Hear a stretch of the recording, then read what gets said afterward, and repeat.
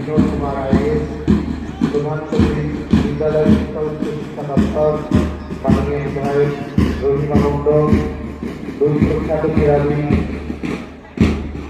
Olympian Soma বিশ্বাস এবং Commonwealth games প্রধান।